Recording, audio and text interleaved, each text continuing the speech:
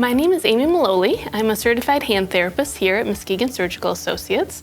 And today I'd like to talk to you a little bit about carpal tunnel syndrome, some ways to prevent symptoms, and some ways to help treat mild carpal tunnel. Carpal tunnel syndrome happens when the median nerve gets pinched in the wrist. The median nerve comes down the arm and through the wrist.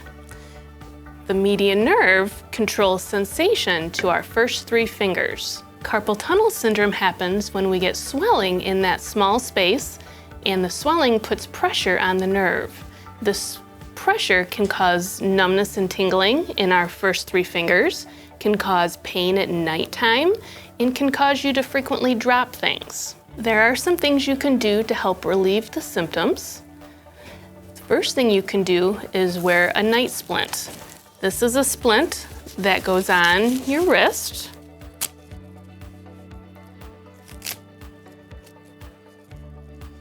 And it helps keep your wrist straight. When we sleep at night and we bend our wrist in, we can pinch that nerve and wake up from pain and numbness and tingling in our first 3 fingers. We want to avoid repetitive motion, pressure at the heel of our hand, a tight band or a tight watch around the wrist. All of these things can cause pressure on that median nerve and give us that numbness, tingling feeling, or help us frequently drop things. Highly repetitive tasks, such as factory work or typing on a keyboard, can also inflame that carpal tunnel space and produce symptoms.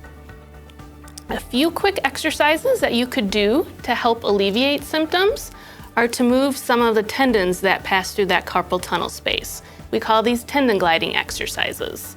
So a good one to start with would be to bend the bottom joints, and then our middle joints, and then back up.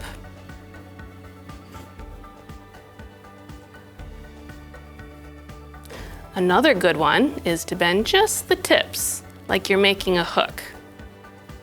I often think it's like holding a pail with your fingertips.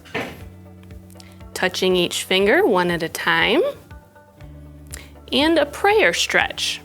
Hands together, elbows up, and hold for a good 5 to 10 seconds.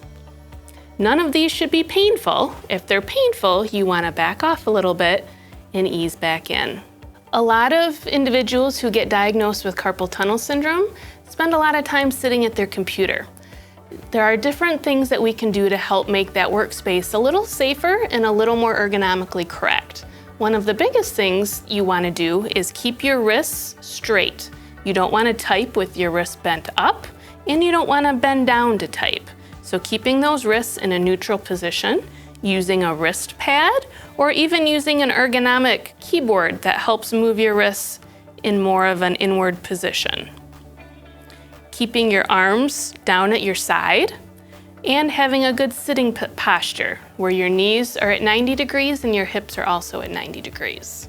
I hope you have found these tips helpful, and if you find that you have carpal tunnel syndrome symptoms, we would be happy to help you here at the Hand Center at Muskegon Surgical Associates. Thank you.